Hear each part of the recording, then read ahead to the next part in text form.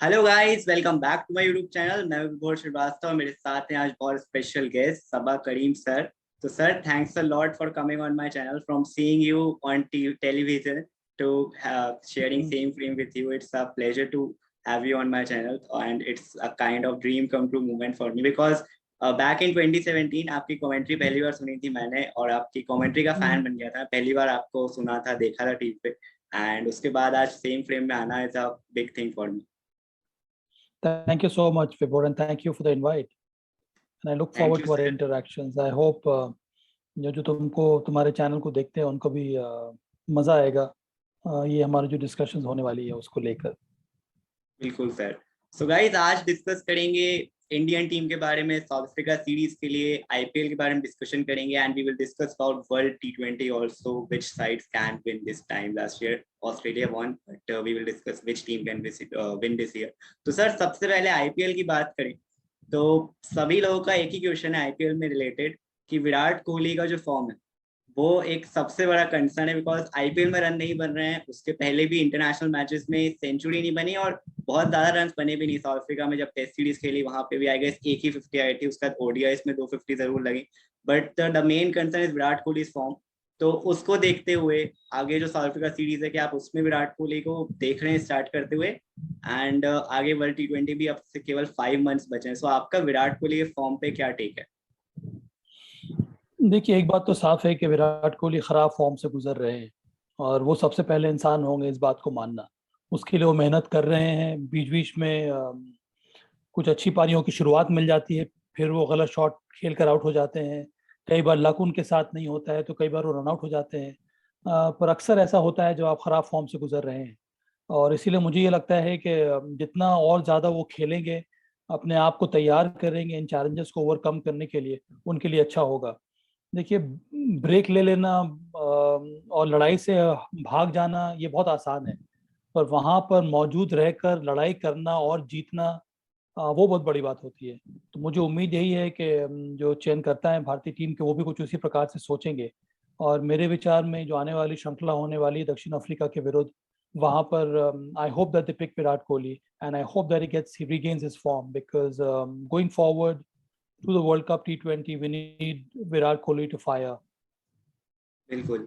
तो सर, काफी सारे लोगों ने सजेस्ट किया कि ब्रेक लेना चाहिए, इसके बारे में आपने भी बात करी, but you are saying break नहीं लेना चाहिए, बिकॉज ब्रेक लेना और भी ज्यादा खराब हो सकता है। एंड रिसेंट टाइम में अगर याद करें तो वेस्ट इंडीज से टी20 सीरीज थी, सेकंड ओडीआई 50 विराट ने लगाया था, और उसके बाद 10 डेज का उन्हें ब्रेक दिया गया, एंड उसके बाद कोई बड़ा स्कोर याद नहीं आता विराट कोहली से। सो ब्रेक लेना एक बड़ी कंसर्न हो सकती है विराट कोहली और रोहित शर्मा का भी, अगर ये नाम ऐड करें या बुमराह का भी ऐड करें।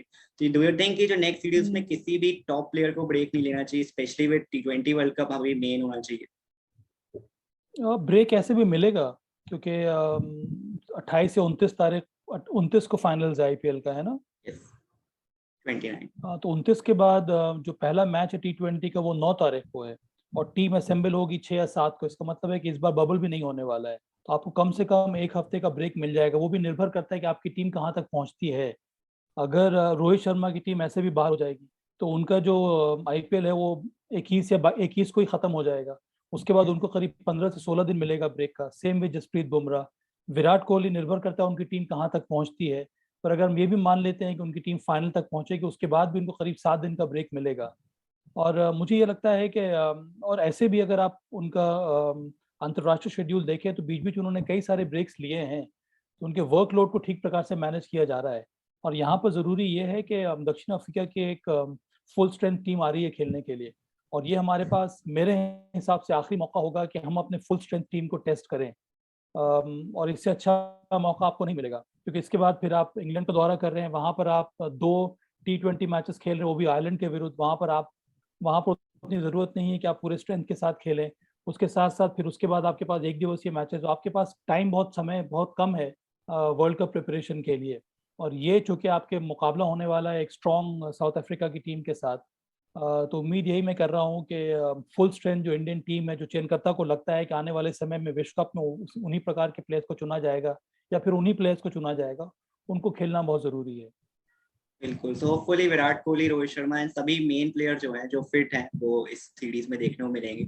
एंड सर, जब आप बीसीसीआई के साथ जुड़े हुए थे 2018 में, 2018 में, so we saw rise of Kuldeep and Chahal. Then we saw decline of them post T20, post 2019 world cup. उसके बाद दोनों टीम से बाहर हो गए थे, चहल भी, कुलदीप भी काफी लंबे समय तक बाहर रहे। बट इस आईपीएल में इस वक्त दोनों टॉप 5 विकेट टेकर्स में, आई गेस कुलदीप, चहल तो फर्स्ट है and Kuldeep is at third position.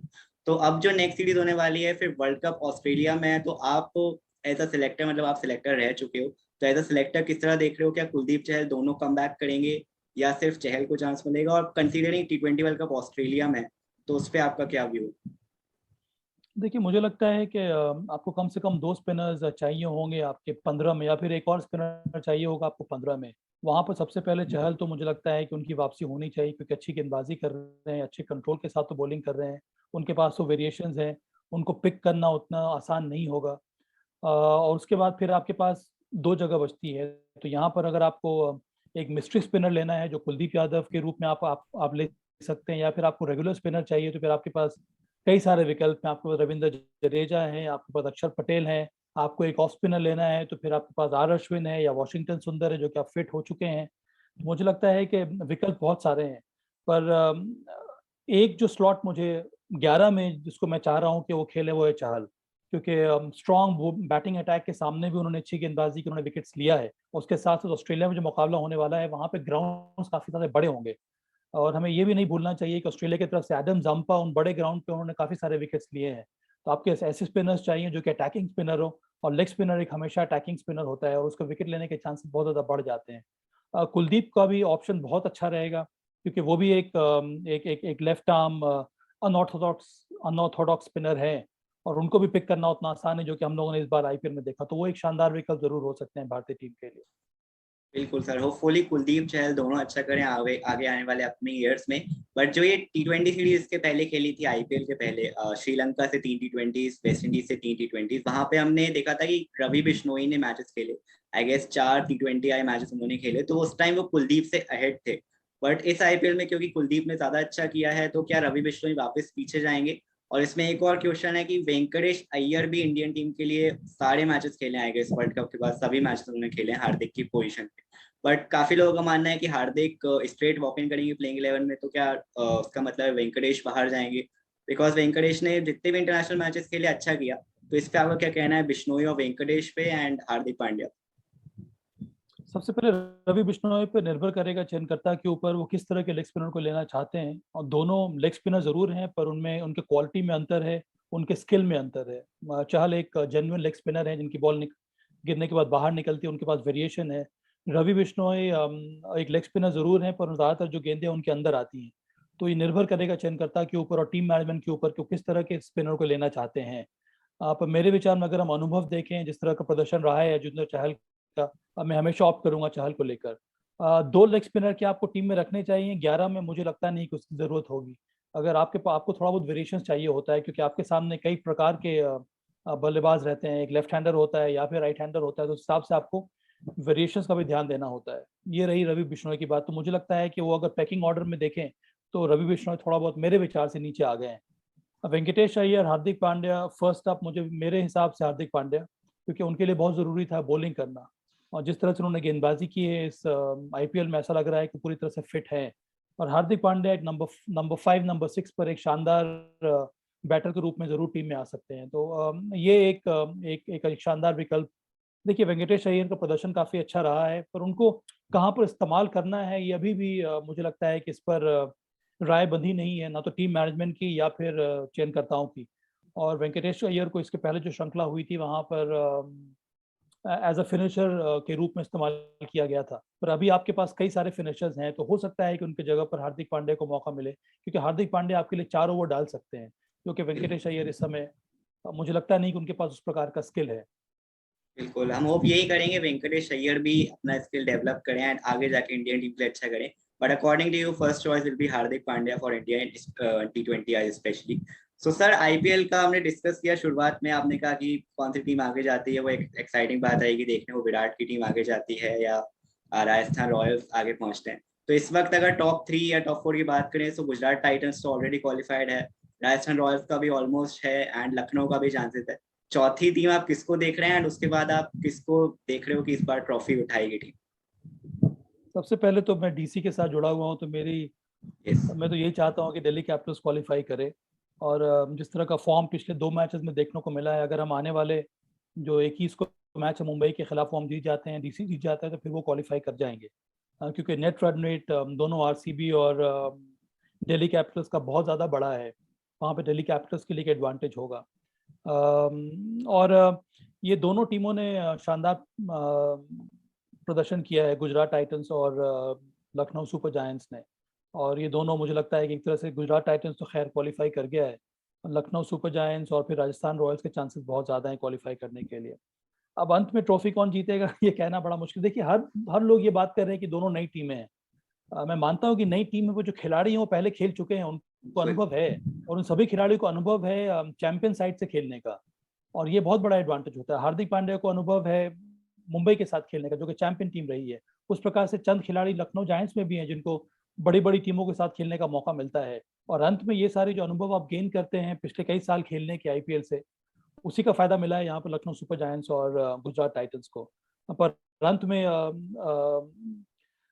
मैं तो यही चाहूंगा कि दिल्ली कैपिटल्स क्वालिफाई करे और फिर वो फाइनल्स भी जीते, क्योंकि इसके पहले दिल्ली कैपिटल्स ने खिताब जीता नहीं है। तो मैं आशा यही कर रहा हूँ कि दिल्ली कैपिटल्स ही पहली बार आईपीएल 15 पर उनका कब्जा हो। बिल्कुल। तो गाइस, आप लोगों को अगर पता नहीं हो तो मैं बता दूं कि दिल्ली कैपिटल्स के साथ तवा सर जुड़े हुए थे, लास्ट ईयर भी जुड़े हुए थे। आई गेस टैलेंट स्काउट के तौर पे आप उनके साथ जुड़े हुए हैं, काफी अच्छा टैलेंट हमने देखा दिल्ली कैपिटल्स में। लास्ट ईयर जब आप थे तो रिपल पटेल, ललित यादव जैसे काफी एक्साइट टैलेंट आया, एंड बहुत सारे इस ईयर भी हैं जिसमें यश धूल तो है ही, एंड काफी और प्लेयर्स को चांस मिला। तो सर, जब आप ऋषभ पंत के साथ थे, आप लोगों की कैप्टनसी देखी लास्ट ईयर, तो as a Indian cricket fan हम सोचते हैं कि शायद ऋषभ पंत आगे जाके कैप्टन बनेंगे पोस्ट रोहित, या फिर राहुल के अगर नहीं बनते हैं के राहुल तो ऋषभ पंत बनेंगे। तो उनकी कैप्टनसी आपने जितनी देखी है उनके साथ रह के और टेलीविजन पे, आपको कैसी लगी उनकी कैप्टनसी, और क्या आपको लगता है इंडियन टीम को लीड कर सकते हैं एटलीस्ट 2 फॉर्मेट में या फिर ऑल फॉर्मेट्स? जरूर लीड कर सकते हो। मैं तो एक्सपेक्ट कर रहा हूँ कि ऑल फॉर्मेट में ये खिलाड़ी लीड कर सकता है, क्योंकि स्किल्स काफ़ी अच्छे दिखाए उन्होंने, एक कप्तान के रूप में, एक लीडर के रूप में। जिस तरह से उनका कम्युनिकेशन लेवल रहता है फील्ड के ऊपर, फील्ड के बाहर भी, जिस तरह का इन्वायरमेंट उन्होंने बनाया है मैदान के बाहर, ये सब दर्शा रहा है कि उनमें वो लीडरशिप स्किल्स है। मैं ये भी चाहता हूँ कि कप्तान वही सबसे बड़ा है जो खुद के प्रदर्शन पर भी ध्यान दे। और अगर आप अपने स्किल पर ध्यान दे रहे हैं, अगर आप स्किल में आप परफॉर्म कर रहे हैं, तभी आपकी कप्तानी में भी वो निखार देखने को मिलेगा। तो इस बार हालांकि कप्तानी काफ़ी अच्छी रही है, पर जो उम्मीद है ऋषभ पंत को अपने परफॉर्मेंस से, वो उतनी नज़र नहीं आई है। अब मैं यही उम्मीद कर रहा हूँ कि आने वाले जो मैचेस हैं वहाँ पर ऋषभ पंत का बल्ला और ज़ोरदार तरीके से बोले, तब मुझे लगता है कि उनकी कप्तानी और ज़्यादा अच्छी हो जाएगी।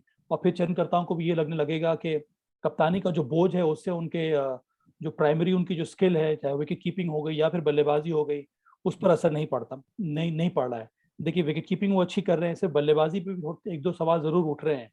तो आप नंबर 4 नंबर 5 पर आ रहे हैं खेलने के लिए, तो उम्मीद ये की जाती है कि आप एक मैच विनिंग पारी खेलें या फिर बड़ी बड़ी पारियां खेलें, जो अभी तक देखने को नहीं मिली है। पर हाँ, अभी भी वो यंग है, बहुत कुछ सीख रहे हैं, अभी भी वो एक क्रिकेटर के रूप में इवॉल्व कर रहे हैं। पर आने वाले समय में निश्चित रूप से मल्टी फॉर्मेट, नहीं केवल वो प्लेयर है, पर मुझे लगता है कप्तान भी साबित हो सकते हैं। बिल्कुल सर, अभी काफी यंग है एंड हम यही होप करेंगे कि आगे जाते हुए वो और भी अच्छा परफॉर्मेंस करें, इंडियन टीम के लिए मैचेस जिताएं, बिकॉज हमेशा ही ऋषभ पंत जैसा प्लेयर एक एक्स फैक्टर रहेगा इंडियन टीम के लिए। तो वही अगला क्वेश्चन है कि ऋषभ पंत इस T20 वर्ल्ड कप में भी इंडियन टीम के एक्स फैक्टर होंगे, या सिलेक्टर किसी और विकेट कीपर्स की तरफ, संजू सैमसन या दिनेश कार्तिक जिन्होंने बहुत अच्छा परफॉर्मेंस किया इस आईपीएल में, उनकी तरफ जाएंगे? कैप्टन रोहित शर्मा क्या फर्स्ट चॉइस प्लेइंग 11 में ऐड करेंगे दिनेश कार्तिक या संजू सैमसन को? आपका इस पे क्या कॉल है, ये 3 कीपर्स जो इस वक्त कंटेंशन में? मैं नहीं एक्सपेक्ट कर रहा हूँ कि बहुत सारे चेंजेस होंगे।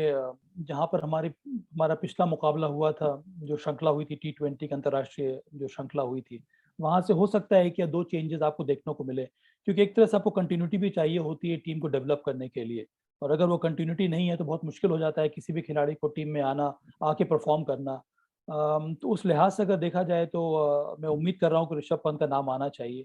ये भी निर्भर करता है विवोर के किस पोजीशन पर कप्तान या फिर टीम मैनेजमेंट या फिर सिलेक्टर्स देख रहे हैं ऋषभ पंत को खेलना। अब यहाँ पर तो डीसी के लिए वो नंबर 4 पर खेल रहे थे, पर क्या वो अंतर्राष्ट्रीय क्रिकेट में भी नंबर 4 पर खेलेंगे?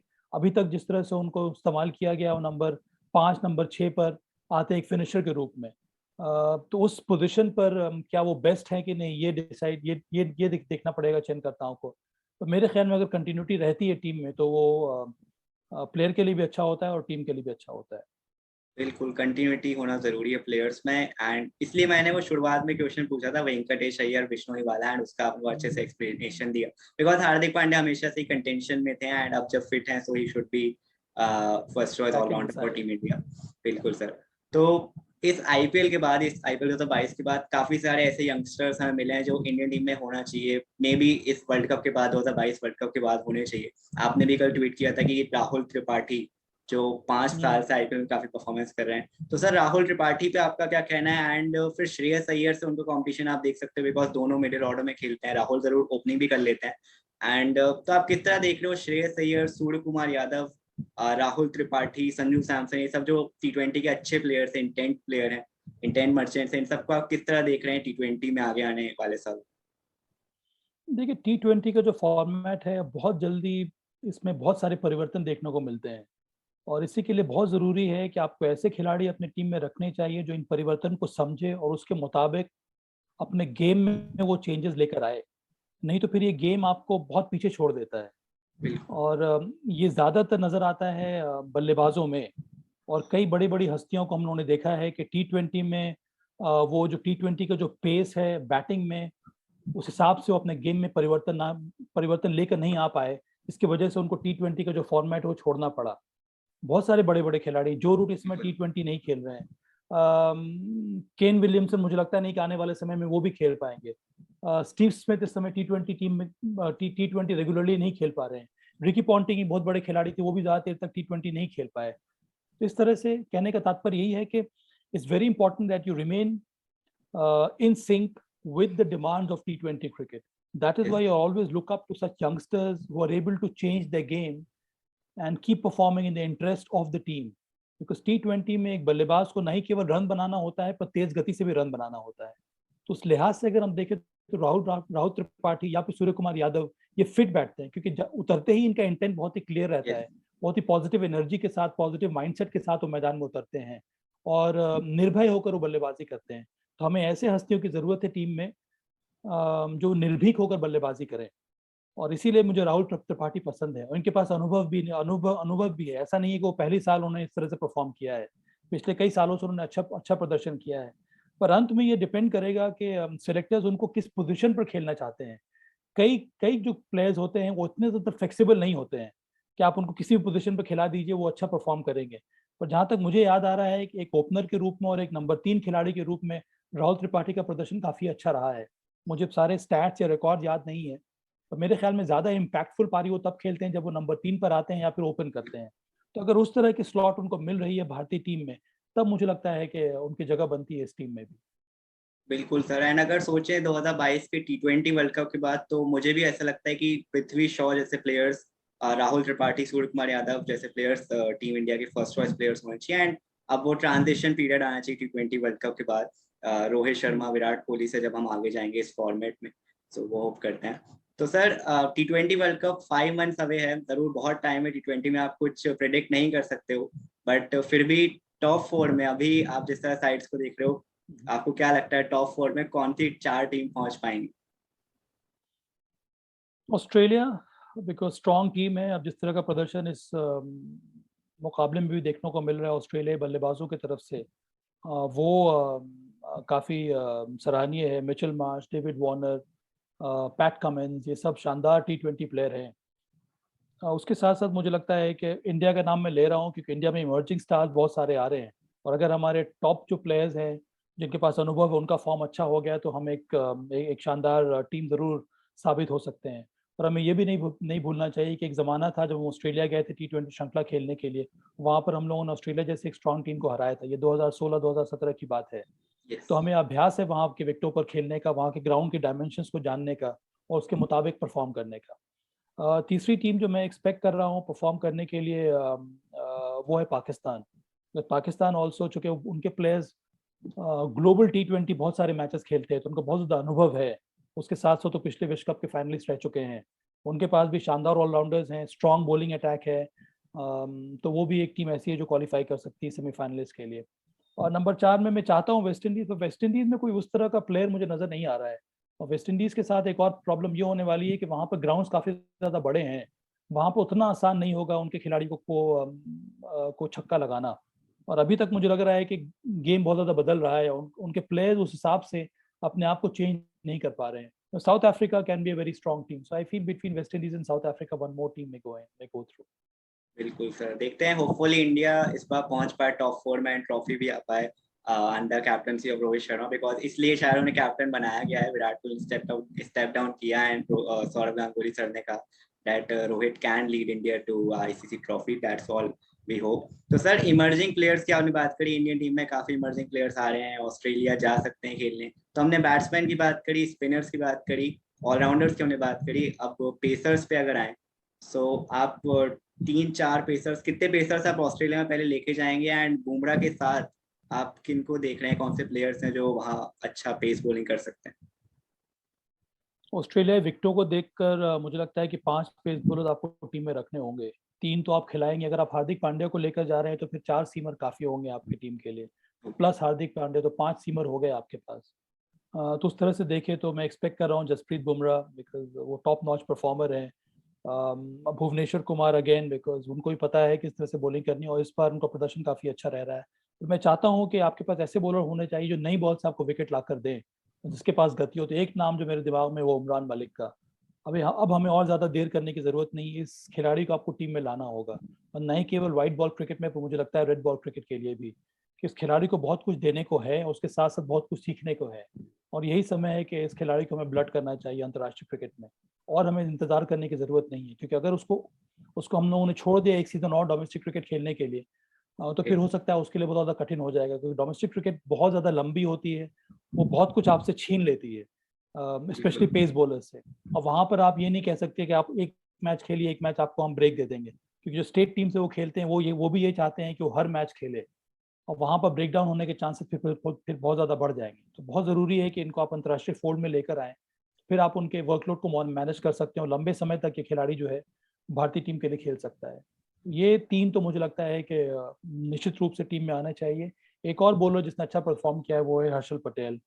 कई बार हम लोग करंट फॉर्म को देखकर पुराना जो प्लेयर है जिसने अच्छा परफॉर्म किया उसको हम भूल जाते हैं, और जब मैं वापस जो कंटिन्यूटी की हम बात कर रहे हैं तो उसमें ये विकल्प एक जरूर है हमारे पास। तो हर्षल पटेल हो गए, अर्शदीप सिंह हो गए, ये सारे कई सारे बॉलर्स हैं, चेतन सकारिया हो गए, टी नटराजन हो गए, इस तरह के कई सारे बॉलर्स हैं। मोहम्मद शमी एक और ऑप्शन है आपके पास, अगर आपको न्यू बॉल बॉलर्स चाहिए जो आपको विकेट ला कर दे, तो मोहम्मद शमी भी एक और ऑप्शन है जो आप टीम में रख सकते हैं। तो इस तरह का कॉम्बिनेशन आप रखेंगे तब मुझे लगता है कि आपको सहूलियत मिलेगी। बिल्कुल सर, तो आपने बुमराह की बात करी, भुवनेश्वर कुमार, उनके साथ शामी का सिलेक्शन किया जा सकता है, हर्षल उमरान पटेल, मलिक, यस उमरान मलिक तो उमरान बिल्कुल मलिक। ऑब्वियस पिक है, according to you Umran Malik का सिलेक्शन डेफिनेटली होना चाहिए। एंड 2 और पेसर्स हैं जो मुझे लगता है कि शायद अच्छा कर सकते हैं ऑस्ट्रेलिया में, स्पेशली प्रसिद्ध कृष्णा, ही बॉल्स एट 140 142, और फिर अर्शदीप सिंह, अगर इस आईपीएल के बेसिस पे जाएं एंड पिछले 1-2 सीजन्स पे देखें तो उन्होंने अच्छा किया है। तो आप अर्शदीप सिंह को किस तरह देखते हो इंडियन T20 टीम में? क्या अर्शदीप सिंह आ सकते हैं इस वक्त, या और टाइम उनको देना जरूरी है? देखिए, अगर आपको टीम में वेरिएशन चाहिए, एक लेफ्ट आर्म सीमर चाहिए, तो उसके लिए आपके पास विकल्प हैं। अर्शदीप सिंह है, टी नटराजन ने भी अच्छी गेंदबाजी की, हालांकि पिछले मैच में उन्होंने थोड़े रन्स दे दिए थे, पर वो भी एक अच्छे बॉलर हैं जो वापस आ रहे हैं इंजरी से। फिर आपके पास चेतन सकारिया है, उस खिलाड़ी को मौका मिला नहीं है इस आईपीएल में, जब भी मौका मिला उसने अच्छा प्रदर्शन किया। 2 मैचेस जब भी जो उसने खेले हैं डीसी के लिए, वहां पर उसने शानदार प्रदर्शन किया है। तो वो निर्भर करेगा अगेन सिलेक्टर्स के ऊपर। और चेतन सकारिया इसके पहले T20 खेल चुके हैं, और मुझे लगता है कि अगर आपको एक लेफ्ट आर्म सीमर चाहिए तो फिर इन दोनों में से आप एक को ले सकते हैं। पर मेरी राय में चेतन सकारिया थोड़ा बहुत अहेड है इस समय अर्शदीप सिंह से। बिल्कुल, एंड चेतन सागरिया इंडिया के लिए खेल भी चुके हैं, तो वो उनके साथ एक्सपीरियंस भी है, एंड राहुल द्रविड़ के साथ खेल चुके हैं, उनको राहुल द्रविड़ के अंडर खेल चुके हैं, उनको इसका एक्सपीरियंस भी है। तो सर thanks a lot for joining with me, and अपने व्यूवर्स को मैं आपके करियर के बारे में बता दूं, बिकॉज इवन मैंने भी आपको खेलते हुए नहीं देखा, बट जो आपके रिकॉर्ड्स हैं स्पेशली फर्स्ट क्लास क्रिकेट में, averaging 55 scoring 2200 and I guess 12,000 run है आपके फर्स्ट क्लास क्रिकेट में। तो बहुत ही अच्छा सर आपका करियर रहा। अनफॉर्चुनेटली एक आई इंजरी जो आपको 2000 में हुई, उसकी वजह से आपने करियर प्रोलॉन्ग नहीं कर पाया, बट क्रिकेट से आपको इतना लगाव था कि आप बीसीसीआई के साथ जुड़े। आई गेस 2012 में भी आप सिलेक्शन कमेटी में जुड़े थे, बिहार में या फिर बीसीसीआई में? National selector. Oh yes sir. Then फिर 2017 में आपको कमेंट्री बॉक्स में सुना, उसके बाद मैं आपका फैन हो गया था कि ये सर बहुत अच्छी कमेंट्री करते हैं, तो मैं इनको और सुनना चाहता हूँ। बट अनफॉर्चुनेटली मैं बहुत डिसअपॉइंट हो गया था 2018 में जब आप वापस बीसीसीआई के साथ जनरल मैनेजर जुड़े, क्योंकि फिर आप कमेंट्री करने नहीं आ रहे, तो मैं काफी डिसअपॉइंटेड था वहां पे। फिर आप दिल्ली के साथ जुड़े एंड फाइनली आज मेरे चैनल पे आप आए, उसके लिए बहुत बहुत धन्यवाद। आपके साथ सेम फ्रेम में आना is a dream come true moment for me. तो thank you for supporting me, thank you for coming here and hopefully आपको बहुत अच्छा लगा होगा डिस्कशन करके। बहुत मजा आया विभोर and thank you so much for the invite and बस ऐसे ही काम आप आगे भी करते रहिए। Keep inviting guest on your channel, keep increasing you know your followers, because cricket इस देश में अलाइव है क्योंकि आप जैसे फैंस जुड़े हुए हैं। और बस हमें ध्यान ये रखना है कि जब भी हम किसी भी खिलाड़ी की आलोचना करते भी हैं तो फिर उसका भी एक ढंग होना चाहिए। कई बार हम लोग बहुत ही फ्रिवलेस कमेंट कर देते हैं खिलाड़ियों के बारे में। ये कभी भी नहीं भूलना चाहिए कि वो भी मेहनत कर रहे हैं अपनी तरफ से, बहुत ज़्यादा मेहनत करते हैं और गलतियां सबसे होती हैं, हम सब लोगों से गलती होती है, आए दिन हम लोग गलती करते हैं। उसी प्रकार से वो खिलाड़ी भी मैदान में ना चाहते हुए भी कई बार गलती कर बैठता है। तो आशा यही है कि इसी तरह से आप लोग क्रिकेट के साथ जुड़े रहिए, क्रिकेट फैंस के रूप में, and keep the spirit alive. Well done and keep it up. बहुत मजा आया आपके साथ बातचीत करके। Thank you so much. Thank you sir, thank you for joining and please guys, please do like this video, please do share and please do subscribe to my channel. So yes, thank you जो guys. मुझे देख रहे हैं विभोर के साथ, please विभोर को आप ज्वाइन कीजिए उनके चैनल पे। मजा आएगा आप लोगों को। बहुत सारे इन डेप्थ नॉलेज रखते हैं जो भी गेस्ट आते हैं उनके बारे में, और काफी ज्यादा रिसर्च करके ये अपना शो करते हैं। So well done and keep it up. Thank you sir and thank you everyone for watching this video. See you again. Thank you sir. Bye bye.